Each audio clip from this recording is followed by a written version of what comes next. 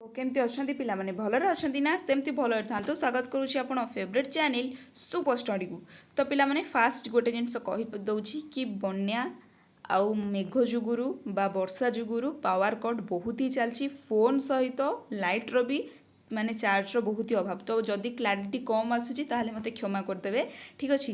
तो एपटे भी अंधार हो दिन भी देखा जाऊनी। तो बेसी नक सेकेंड सेमिस्टर ओडिया ऑनर्स पिला माने कोर पेपर 3 आपणकर कोर पेपर 3 टा कौन ना एग्जाम हबार अच्छी। आउ बाकी जो मैंने पॉलिटिकल साइंस कि जहाँ मेसेज करते पिलाने मु सबूर सिलेक्शन फकीरमोहन यूनिवर्सिटी अपलोड कर सारी। जदि भी आप देखी ना आप सिंपली सर्च करदे कि political science core paper 3 by super study with me आपको सिंपली आपण फ्रंट रे आसीज, ठीक अच्छे। तो बेसी न गपी चलते आम स्टार्ट करवा second semester Fakir Mohan university core paper 3 unit 1 अच्छी कौन देला कि प्राक सारला साहित्य सामाजिक और सांस्कृतिक चेतना किपरि प्रतिफलित होउछि हैला कौन ना प्राक सारला साहित्य सामाजिक और सांस्कृतिक चेतना किपरि प्रतिफलित होउछि आलोचना कर।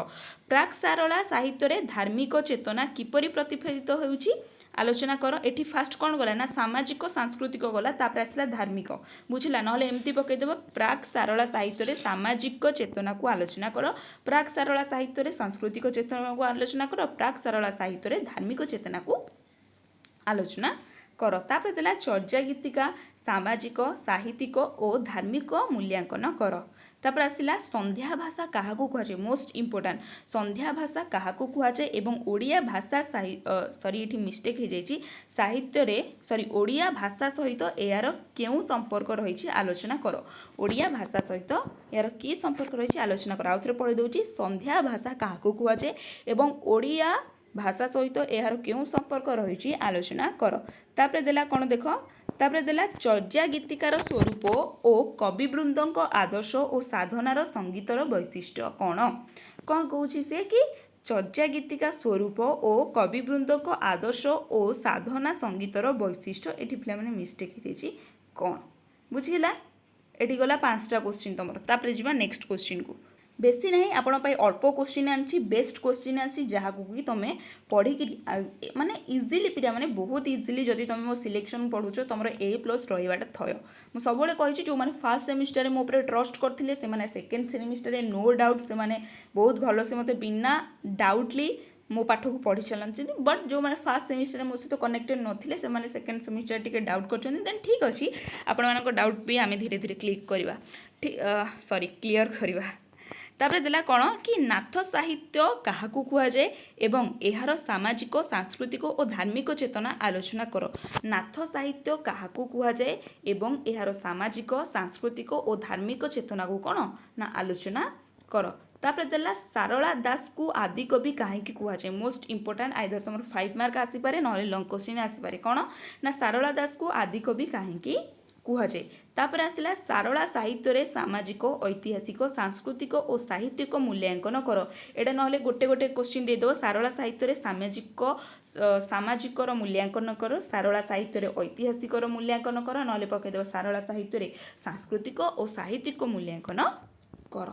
तापर कौन दिला क्वेश्चन देखिबा पंचसखा साहित्य वैशिष्ट्य लेख। पंचसखा साहित्य कौन वैशिष्ट्य रहा से वैशिष्ट्य को मध्य तमें लिखिब।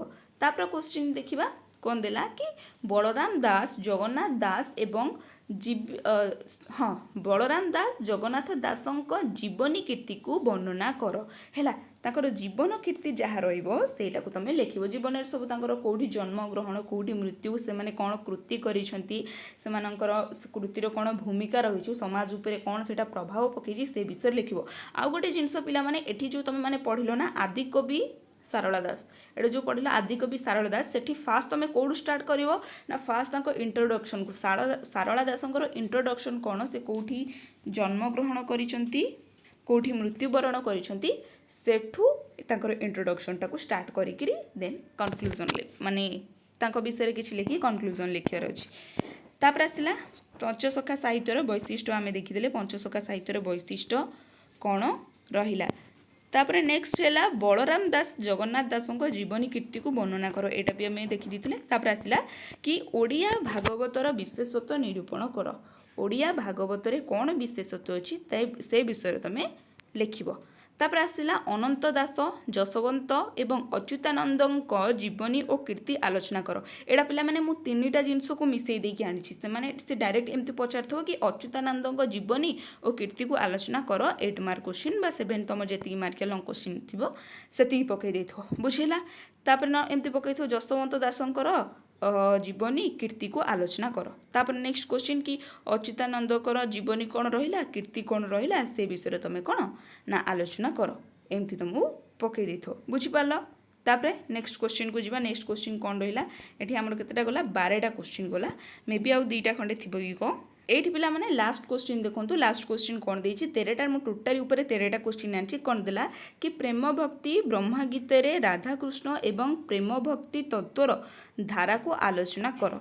प्रेम भक्ति ब्रह्म गीति रे राधा कृष्ण और प्रेम भक्ति तत्वर आलोचना कर। यहाँ गोटे मोस्ट इम्पोर्टाट लंग क्वेश्चन बुझेगा तुम कोर पेपर 3 जो मैंने मत मेसेज करुले ओडिया ऑनर्स पिला केवल तुम एति पढ़ आउ कि पढ़ार ना एति पढ़िक एग्जाम सेंटर को जाओ निहाती तुम A+ रहा निहाती तुम A+ रहा मोर guarantee. Core paper 3 Odia honours पिलांकर कहूनी डायरेक्ट आसीबो बट इनडायरेक्ट यही क्वेश्चन ही आसीबो। आ मु सबले कहिची नाही मामू ठारू कणा मामू बहुत भल जदि तुम किछि न लिखुच बट से किछि लिखिक आसुच ताले सेठी तुम माने 5 पाइबा जगह तो 2.5 मार्क पाइपर ना ना जदि तुम लिखिक आसुच।